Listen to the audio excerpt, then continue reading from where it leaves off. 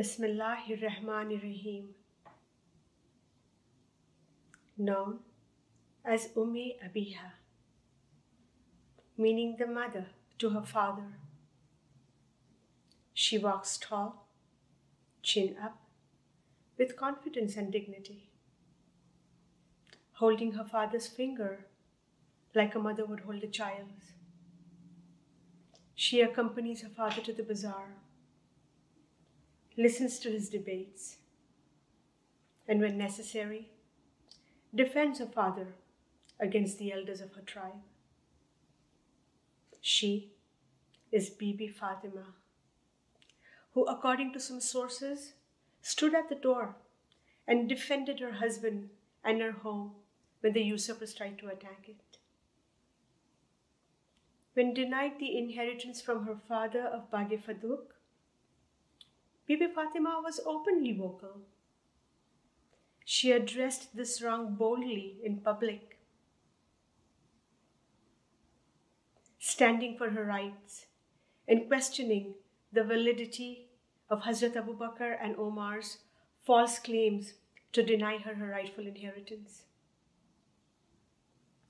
A few years later, after the heinous killings at Karbala that shocked every Muslim heart, the voice that spoke against Yazid and called for justice was a woman's voice. It was that of Bibi Zainab, Imam Hussein's sister. From our current context, we may perhaps not grasp at just how revolutionary this was for the 7th century. It was in fact far ahead of other societies, including Europe, where women were considered their husband's property until the 19th century. The leadership and voices of these Muslim women were enabled by Prophet Muhammad, peace be upon him. The Prophet was a visionary, and in submitting to the divine call, he accepted Allah's command to initiate the divine vision of an equitable community. The Prophet championed changes to address many issues of social justice and inequities of his time, which include the rights of the orphan, the rights of the slave, issues of race, and protection for the widow, to name a few.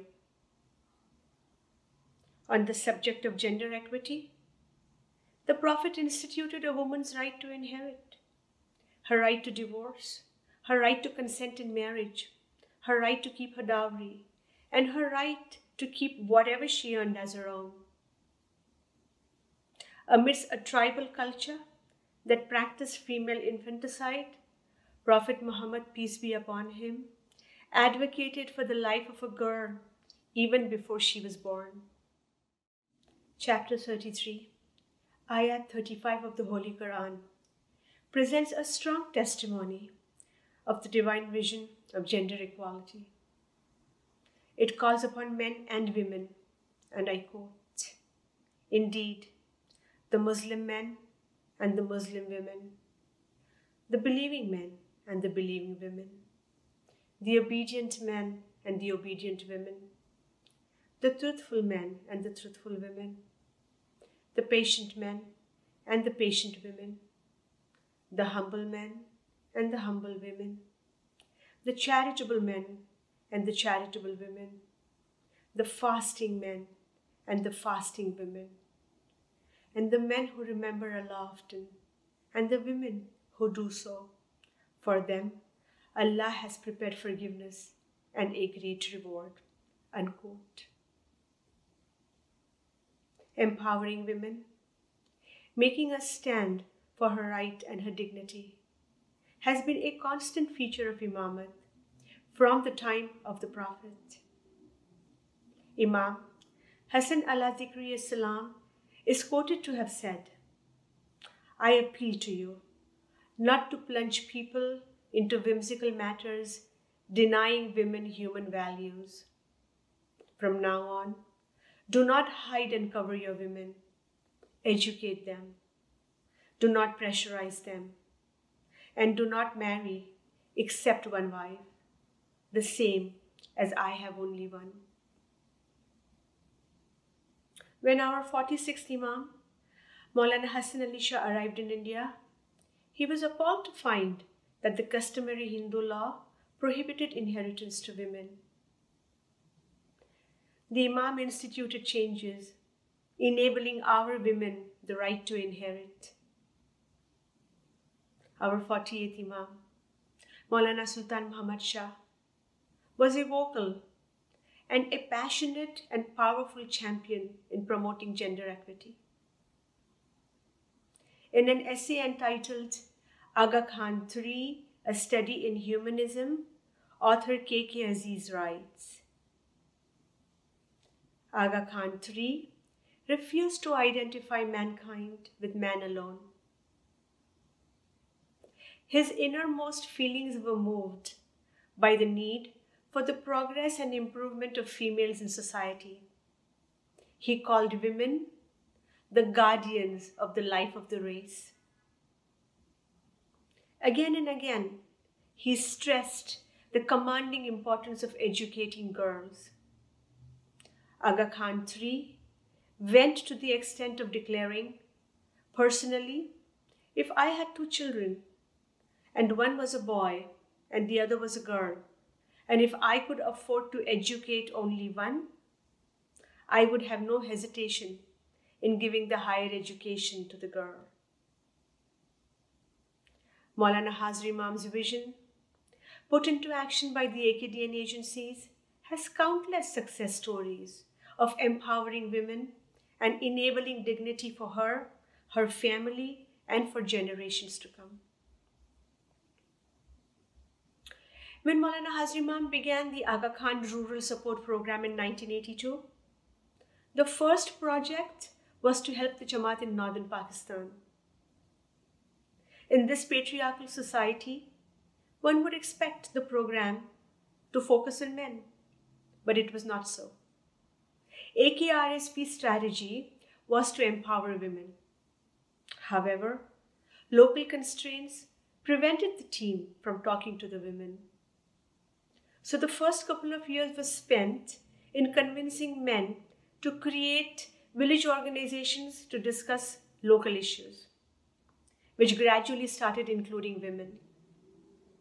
Soon, women organizations were formed, and today there are over 2,000 of them. Once the idea of empowering women to earn an income was accepted, one woman was trained to raise chickens. She sold them in the market. She also fed some eggs to her children and soon had a thriving business. Now she was able to put a new roof over the house, buy new clothes, and had money to spend. Of course, soon many other women wanted the same. Her journey from a homemaker to a commercial success is a story of empowerment. She was trained in how to manage a poultry farm, and she acquired learning in principles of supply chain, money management, time management to be able to balance between her home and her business. Thus was born the poultry farming business models, followed by microcredit loans and a host of other project ideas which changed the quality of life for that region, especially for the women. However, one question still remains unanswered. What came first, the chicken or the egg? In another success story, where in 1978, with the construction of the Karakoram Highway, the high mountain valleys of Gilgit-Baltistan became accessible to vehicle traffic, which brought a surge in tourism. This called for an urgent need for development, also with a need to preserve the indigenous skills and culture whilst promoting income opportunities. In collaboration with the Aga Khan Cultural Support Services Program, a social enterprise made for and led by women, was established in 2003. Its aim was economic empowerment of women. However, what was unique in their model is that young women were successfully trained in the skills of carpentry, stone masonry, design and drafting, topographic and building surveys, plumbing, occupations which are usually associated with men.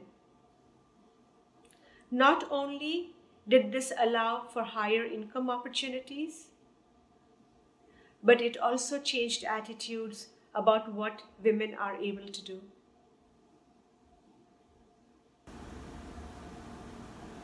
In an interview in 2015 at Harvard, Maulana Hazar Imam was asked about gender equity and the role of Ismaili women in Jamaat Khana and in Imamat institutions. Let us watch Maulana Hazar Imam's response. Absolutely, and in fact I spend considerable time trying to make sure that where there is leadership amongst women, the community can benefit from that. Leadership qualities is not gender driven. So actually, if you don't respect the fact that both genders have competences, outstanding capabilities, you are damaging your community by not appointing those people. Maulana Hazar Imam said, leadership qualities is not gender driven. From Bibi Fatima to 2020, Shia Muslim history is resplendent with women of incredible achievements. Poets, painters, writers, dais, architects. Imam Moise's mother was an architect, and she designed the Royal Cemetery in Cairo. More recently, Samina Beg was the first Muslim woman to climb Mount Everest. Mubina Jafar was the first Muslim woman appointed senator in Canada. Salma Lakhani, the first Muslim to be named the Lieutenant General for the province of Alberta, Canada. And just last week, we heard of Farah Ali Bey, appointed on the steering team that would guide the Perseverance rover to Mars. We may have a tendency to associate empowerment with a certain vision of professional or vocational success. However, there are countless women whom we cannot see.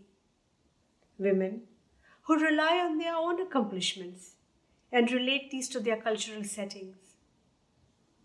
For to be empowered is to be awakened to our potential, to our autonomy to make our decisions, to develop the confidence and courage, to stand for our values, to fend for our loved ones, and to rise to our calling as Ashraf al-Makhluqat. From the prophets to our Imam, we have heard a message of equity and justice. Maulana Hazar Imam's vision, his ambition for his spiritual children, his messages of hope and courage, his hidayat to pursue an education and lifelong learning, serve as an inspiration to each one of us in designing for ourselves a vision to exploit our potential, a drive to becoming contributing leaders of our community and to stand for our rights and for the rights of others.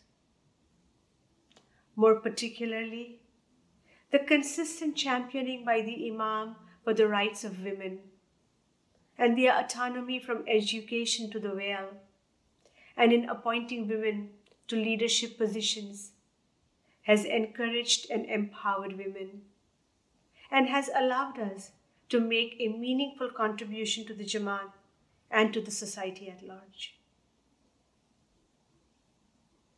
In chapter 21, ayat 107 of the Holy Quran, Allah Pak reminds us that Prophet Muhammad was sent as a mercy to the universe, Rahmatul lil Alameen.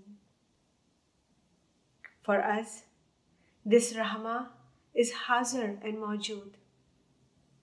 And the Noor of the Hazar Imam lights a murid's path to empowerment.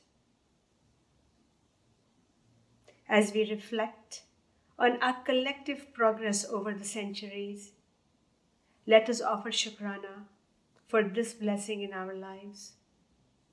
Ya Ali Madad.